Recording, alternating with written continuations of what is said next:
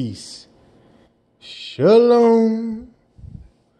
Back again with chapter 16 of The Road from Orion.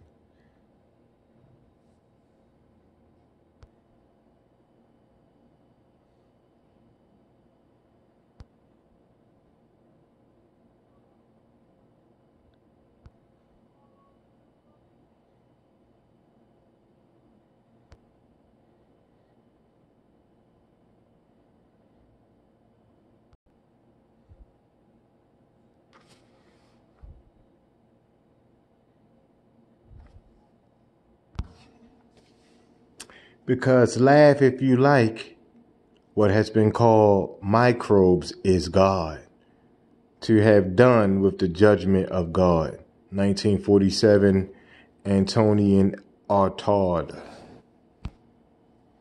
When I woke up, there was a heaviness and an odor about me that I could not shake off, but I felt better psychologically, feeling the vague stirrings of hope. Inspired by the idea that there was an option for transformation after death that could retain some humanity. However, at the moment, my humanity was not my concern. My 6 little legs were straining to push a large dung ball over the blue desert sands. This was not an easy task, even for a scared beetle I had become. My face bracing the dung-covered mass, my head tight against the egg ball, I shoved the shit forward. Understanding exactly the dilemma of the hero, Gregor Samsa, who the nocturnal writer Frank Kafka forced to awaken from a sound sleep as a beetle. Looking at the bright side of my metempsychosis, I imagined that this experience would give me some time to think without Quixote smothering me in Egyptian genetics. Still, the strange coincidence of changing into a major Egyptian symbol was irksome. Knowing that the Egyptian creator god Khepera is symbolized by the Copperfragi beetle, noted for its ability to lay eggs in dung, and it rolls into a circular form. It came to me that the Egyptians associated the sun disk with the beetle dung ball. The later Greek counterpart to this idea was Sisyphus, who forever rolled a rock to the mountaintop, only to have it eternally crash to the bottom. Homer said that the wise mortal Sisyphus had put death in chains. It seemed to me that both the Egyptian beetle rolling its dung ball and the Greek Sisyphus rolling his rock were indicators of rolling circle replication, a form of viral life everlasting. Musing, I rolled the warm dung ball over the luminous emptiness, over the heat shimmering sands, and as I became a better driving dung, I considered the solar viral human product of rolling circle replication probably would never attain human status again. Therefore, never dying again. Imagining the lytic pathway might lead to an Egyptian eternity where death was chained or non-existent. I remember Quixote said there were instructions in the funerary text for this pathway. Was Lucia going to share this holy secret with John and me? For nowhere in any masterpiece except Dante's Inferno had I ever read anything about an actual path to heaven. Nonetheless, I was beginning to perceive ideas, people, and events in the chivalrous manner of Senor Don Quixote, the man of La Mancha. Using Quixote's night vision, I saw that one advantage of a beetle was smaller receptors, resulting in exceptional eyesight that allowed me to see prey everywhere. For before me danced vivid flashes of color, especially green, blue, and ultraviolet. I was easily viewing the world at the blue end of the spectrum. Also, each of my 6 little legs was an engineering marvel, consisting of a femur or thigh or a tibia or shank, and a tarsus or foot with 5 small joints that now walks the dung almost smoothly. There must be unimagined advantages to every species, even that of the viral human man. Just then, a Gershwin tune reverberated through the hot hazy sands, and I chirped in cadence with the sublime rhythms of the song Summertime. Yes, the living was easy, for I could now prod the dung ball forward by mounting it and then backing up, my many legs working in reverse to spur it forward. Ba-da, ba-ba-ba, dance to the rhythm, it gets harder. Poor Sisyphus only had 2 arms, but I had 6 actively rotating legs. Tension, tension, hold her, somewhat comforted by both my ability to move dung and my intellectual progress. I reconsidered the idea of modern man as a mutation. So take this veil from off my eyes. To me, it seemed that man's idea of God was the mutation, not man himself, as Quixote claimed. This brought to mind something I had read by madman, playwright, poet, essayist, novelist, Antonian Artaud. In 1947, right after World War II, Ferdinand Pouy, the director of literary and dramatic broadcasts for French radio, commissioned Artaud to write a radio play. Artaud had spent many years in an asylum and had played and the play turned out to be his final work. He entitled it to have done with the judgment of God. Well, the French censored the radio play because Artaud represented America as a warmongering machine and a baby factory. Not to mention that he compared human life to the pursuit of fecality. To Artaud, the choice was between living dead or dying alive. These 2 paths were available to humans, which he called the infinite without the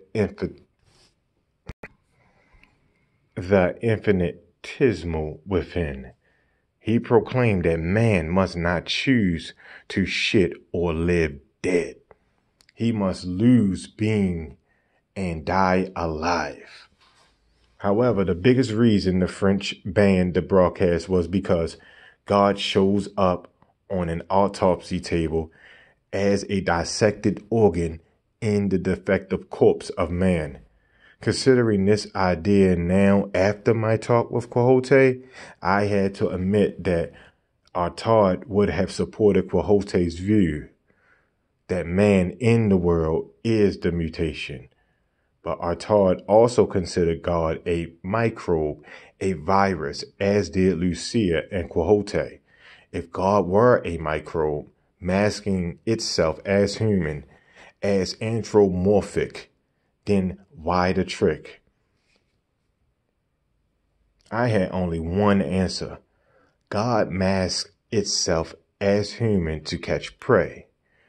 My beetle brain made me see that every living thing needs an energy source to survive. Even massive cold-like galaxies which swallow up stars as if they were small appetizers.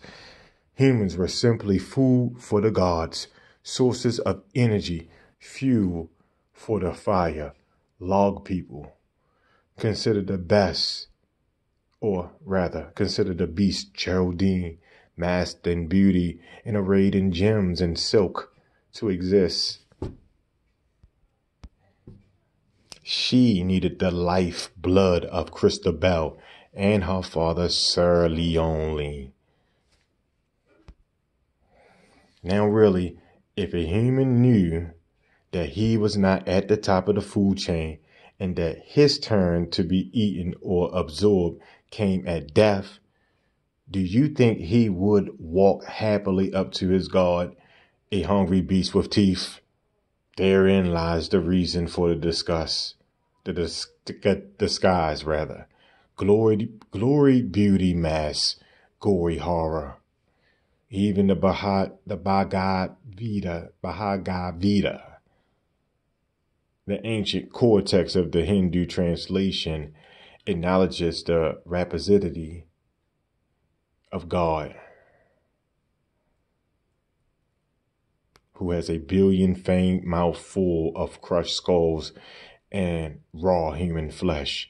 This primordial cannibal is death, the highest form that devours all things and haunts the hearts of all beings.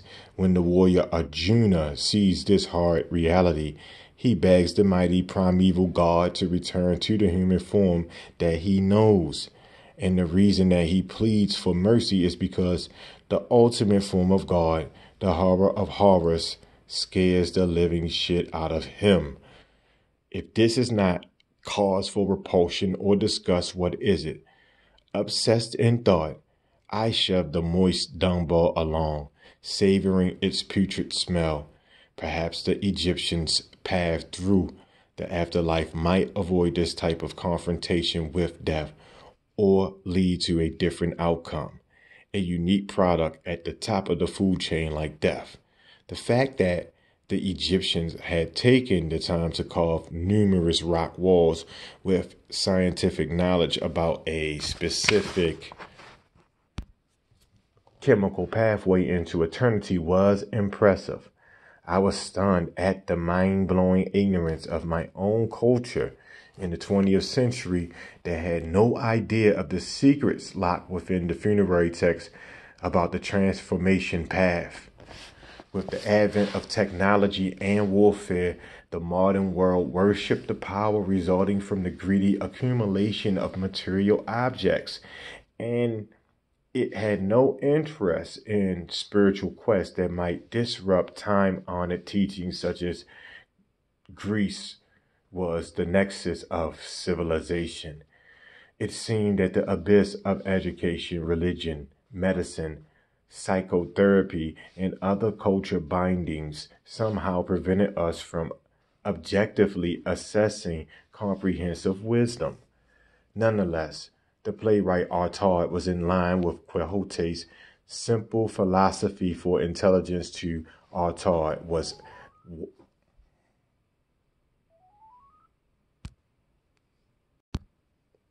Again, nonetheless, the playwright Artaud was in line with Quixote's simple philosophy for intelligence. To Artaud was walking around oneself, observing, watching.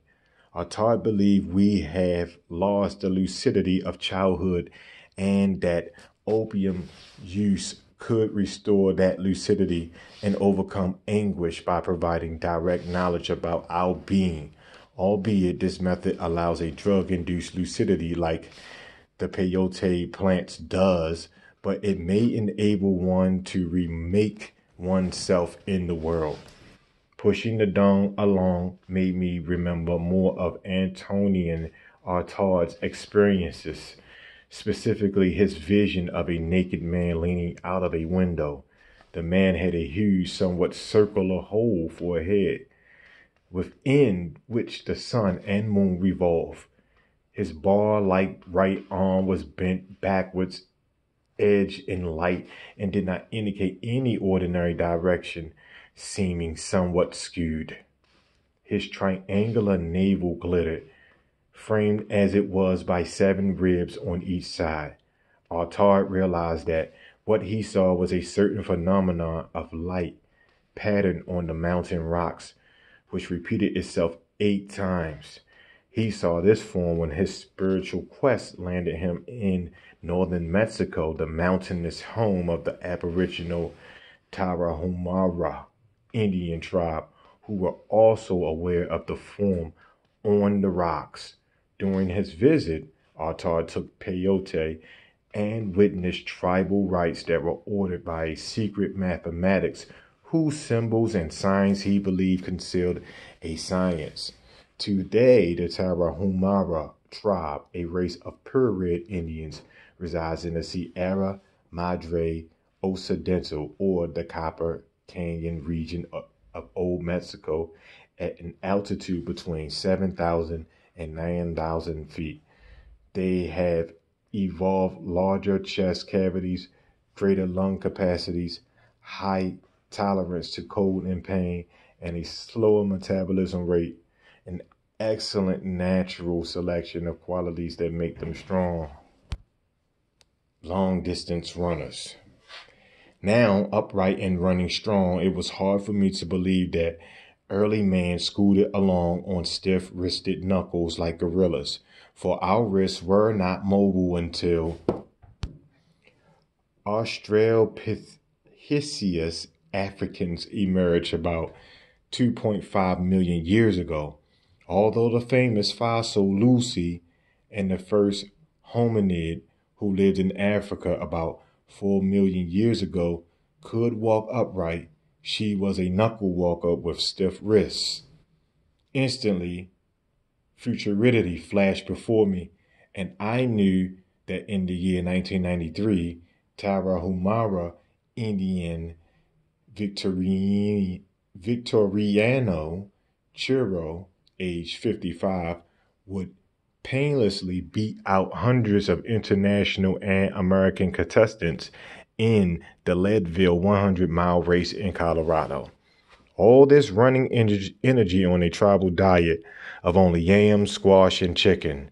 The tribe, which numbers over 50,000 members, shares food and housing, and private property does not exist. The Tarahumara, who intrigue anthropologists, choose to live apart from modern Westerner civilization, which they do not respect. I found it interesting that they did not respect civilized man. It was probably because we were bad breeders. We propagated our weak members. Certainly, I admire the inherent nobility of being sympathetic to the weak and helpless, but this moral awareness predisposes us to the development of a weakened species. Even the British naturalist Charles Darwin understood that, with the exception of man, hardly anyone is so ignorant as to allow his worst animals to breed. Actually, bad breeding and warfare are closely related, for the mindless will use guns and bombs to gain advantage, especially when it comes down to a struggle for diminishing resources in an overpopulated world. Yet the Tarahumara share. Artar visited the tribe in 1936, for he was interested in their peyote rite, what he called the means by which the Indians awakened their nervous system to supreme truths that allowed them to regain a clear perception of the infinite, a vision of one's true source. However, Artar believed that the Indians did not know the meaning of their peyote rite. They had lost the secret of their symbol, the 10 crosses and the 10 mirrors within the large circle where the sorcerers dance when the sun sets, the inverted wooden bowl over the hole where the hermaphroditic roots of the peyote plants lay dormant, a representation of the male and the female principles of nature. Artar discovered that their traditions told of a fire-bearing race of men who had 3 masters or kings that traveled north to the pole star. To the Tarahumara, these 3 kings are the 3 sorcerers of the peyote dance, and they were crowns of mirrors, the triangular Masonic apron, and more triangular designs at the bottom of their knee-length pants. Remembering now, I sense Artar may have been mistaken in his belief that the Indians did not know the meaning of their rite. For after talking with Quixote and Lucia, it seemed to me that the Indian sorceress crowns of mirrors and triangular designs pointed to the primordial form of the viral lambda sun god, with the hermaphroditic peyote plant representing the viral human transformation, a change that was grounded in the union of three kings, the sun god, the dead person, and Osiris. Although the meaning of this revelation in its entirety was still elusive to me, I sense I was on to something that Quixote and Lucia would appreciate.